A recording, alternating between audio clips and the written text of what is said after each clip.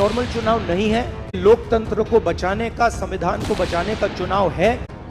लड़ना और जीतना बहुत जरूरी है कि हिंदुस्तान चाहता है, वो इस मैनिफेस्टो में है।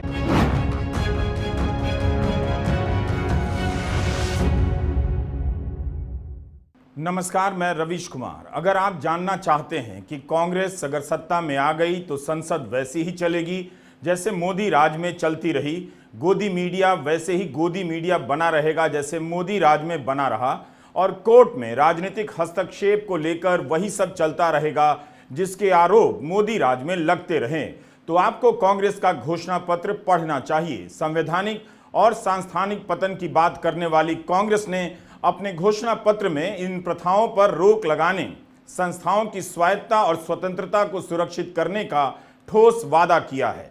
जजों की नियुक्ति के लिए कोलेजियम सिस्टम की विदाई, जजों के खिलाफ शिकायत की सुनवाई के लिए आयोग बनाने का वादा इस घोषणा पत्र में किया गया है। यही नहीं, सुप्रीम कोर्ट में 2 प्रभाग बनाए जाएंगे, एक संवैधानिक न्यायालय का होगा और एक अपील न्यायालय।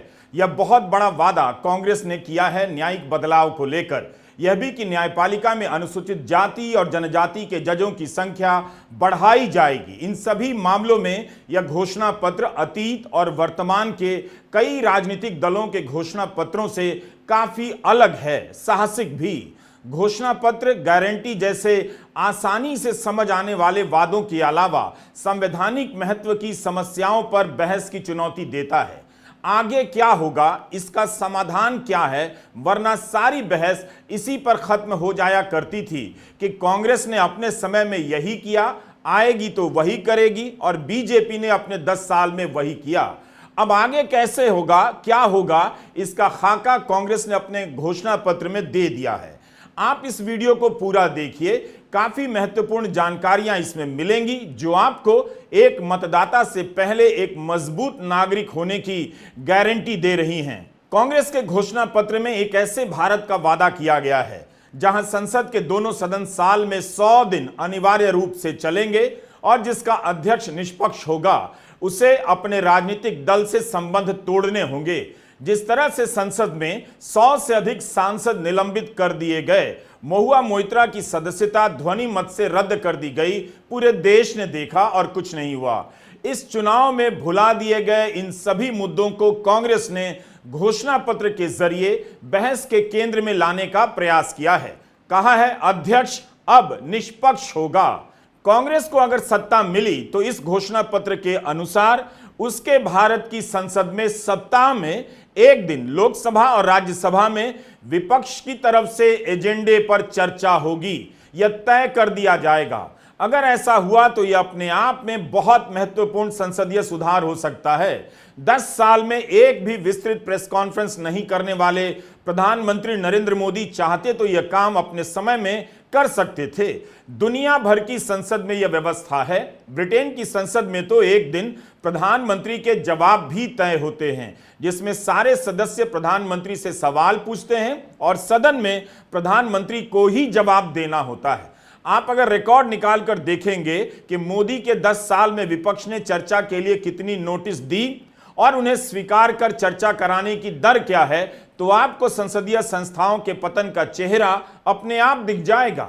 कांग्रेस ने एक चुनाव की व्यवस्था को नकार दिया है और कहा है कि चुनाव ईवीएम से ही होंगे, मगर वीवीपैट की सभी पर्चियां गिनी जाएंगी। इसके अलावा चुनाव आयोग से लेकर सूचना आयोग और सीएजी जैसी संस्थाओं की स्वायत्तता को भी मजबूत करने का वादा किया गया है। योजना आयोग को खत्म कर नरेंद्र मोदी ने नीति आयोग बनाया। कांग्रेस ने कहा है योजना आयोग फिर से बहाल किया जाएगा। क्या बीजेपी कांग्रेस के इन प्रस्तावों और सुझावों पर बहस करेगी और मीडिया इसके जरिए इसके पीछे के कारणों को इस चुनाव में देश को याद दिलाएगा? कांग्रेस के न्याय पत्र का यह पेज नंबर 22 है, जिस पर संवैधानिक न्याय को लेकर 18 गारंटियां दी गई हैं। कांग्रेस ने भरोसा दिया है कि अब वह सब नहीं चलेगा जो पिछली सरकार के समय चलता आ रहा था। कांग्रेस ने भय से मुक्ति का वादा किया है। यह सब उस दिन पेश हो रहा है और वादा किया जा रहा है जब शहर में बोलता हिंदुस्तान नाम के YouTube चैनल को हटा दिया गया, केंद्र सरकार की तरफ से चैनल को बताया भी नहीं गया और इसके बाद तमाम यूट्यूबर इस आशंका में जीने लगे कि उनका चैनल भी कहीं बंद तो नहीं कर दिया जाएगा, उनके ऊपर भी बैन की तलवार लटकने लगी है। कांग्रेस ने वादा किया है कि मीडिया की पूर्ण स्वतंत्रता सहित भाषण और अभिव्यक्ति की स्वतंत्रता बहाल करने का प्रयास किया जाएगा। कांग्रेस मानहानि के जुर्म को अपराध मुक्त करने और कानून द्वारा नागरिक क्षति के माध्यम से त्वरित उपाय प्रदान करने का वादा करती है। लिखा है कि कांग्रेस इंटरनेट के मनमाने और अंधाधुंध निलंबन को समाप्त करने का वादा करती है। कांग्रेस दूरसंचार अधिनियम 2023 की समीक्षा करेगी और उन प्रावधानों को हटा देगी जो बोलने और अभिव्यक्ति की स्वतंत्रता को प्रतिबंधित करती हैं और जो निजता के अधिकार का उल्लंघन करती हैं।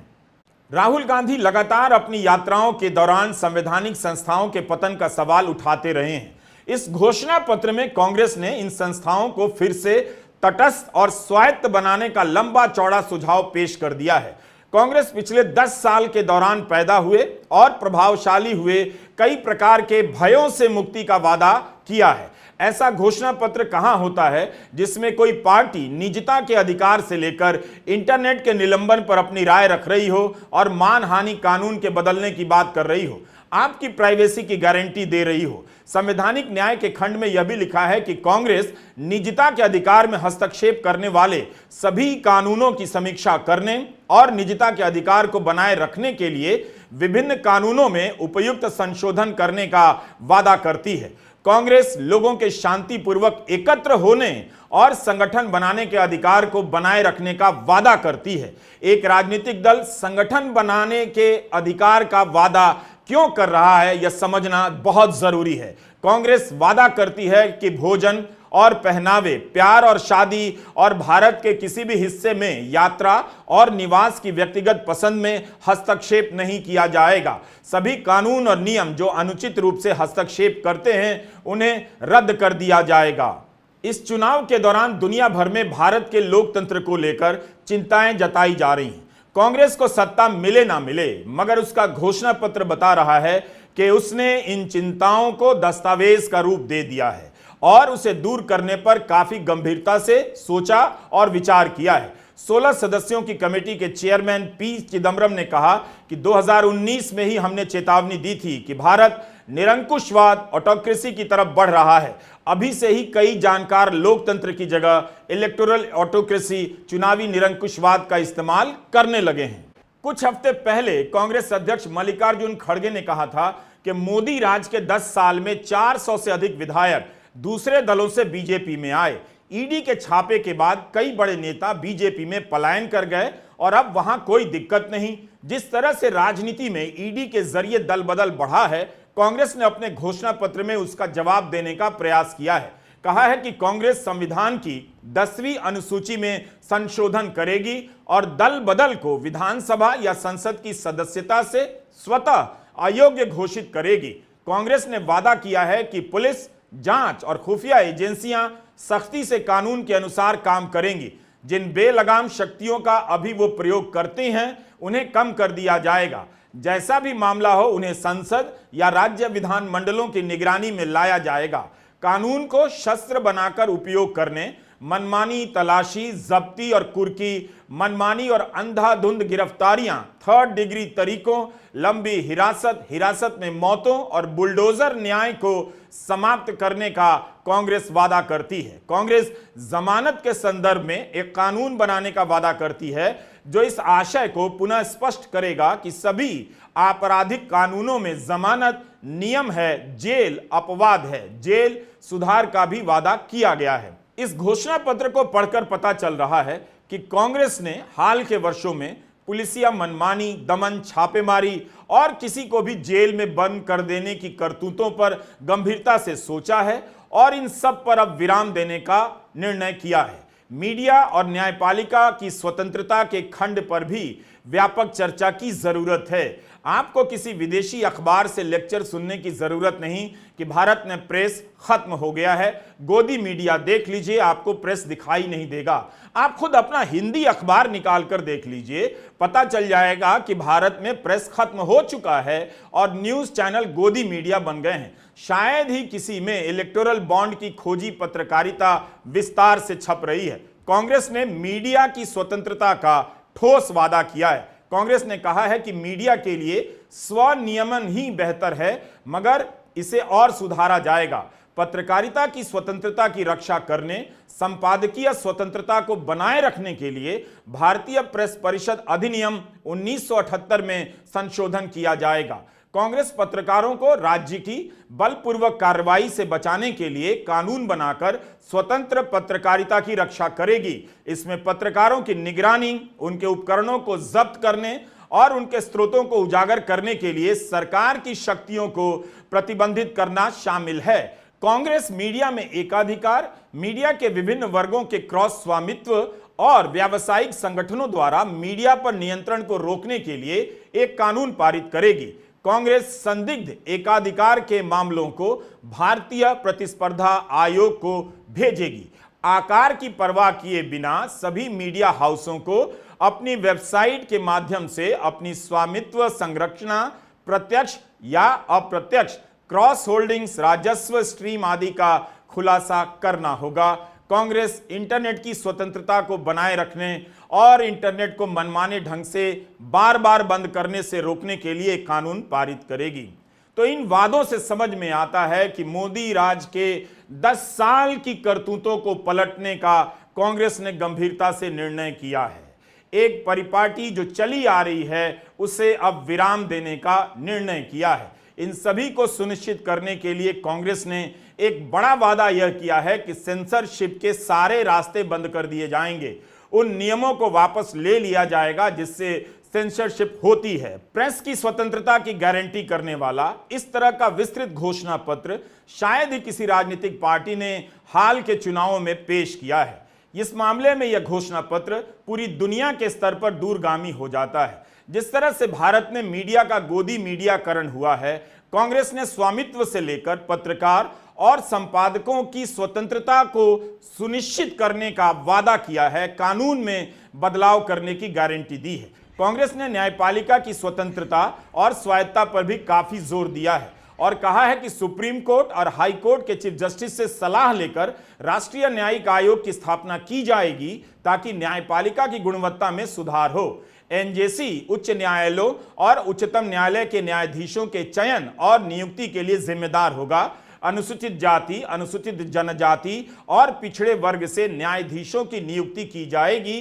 3 साल के अंदर न्यायपालिका में सभी खाली पद भर दिए जाएंगे। कांग्रेस ने एक बहुत बड़ा वादा सुप्रीम कोर्ट को लेकर किया है। सुप्रीम कोर्ट में 2 प्रभाग बनाने की बात की है। इसके लिए संविधान में संशोधन करेगी, एक संवैधानिक न्यायालय और एक अपील न्यायालय। संवैधानिक न्यायालय में 7 सबसे सीनियर न्यायाधीश होंगे जो संविधान की व्याख्या करेंगे, कानूनी महत्व या राष्ट्रीय महत्व से जुड़े मामलों की सुनवाई और निर्णय करेंगे। अपील की अदालत बनेगी। अपील की अंतिम अदालत होगी जो 3 न्यायाधीशों की प्रत्येक पीठ में बैठकर उच्च न्यायालय और राष्ट्रीय न्यायाधिकरणों की अपीलों की सुनवाई करेगी।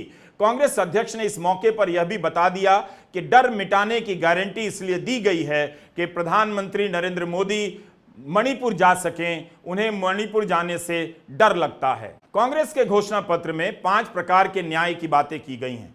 फसलों की खरीद के लिए न्यूनतम समर्थन मूल्य की गारंटी देने की बात है, लेकिन पुरानी पेंशन की स्कीम नहीं है। इस पर जब सवाल हुआ तो चिदंबरम ने कहा कि हम इसे भूले नहीं हैं, यह हमारे दिलो दिमाग में है।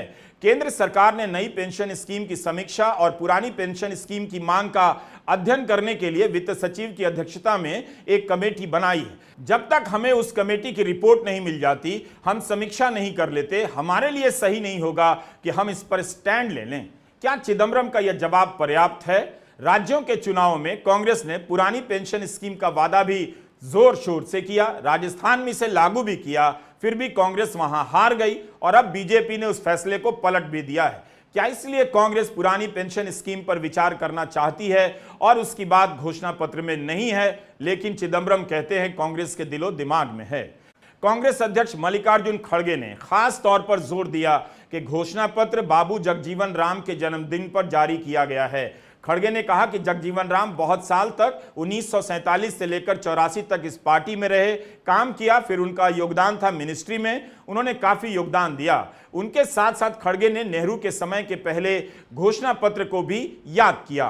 कांग्रेस का यह घोषणा पत्र कई मामलों में असाधारण है। जिस तरह से संवैधानिक संस्थाओं, मीडिया और न्यायपालिका की स्वतंत्रता और स्वायत्तता बहाल करने के उपाय इसमें बताए गए हैं, उन पर बहस होनी चाहिए। आखिर क्या किया जाए कि संवैधानिक संस्थाओं का किसी व्यक्ति की सत्ता के लिए इस्तेमाल ना हो?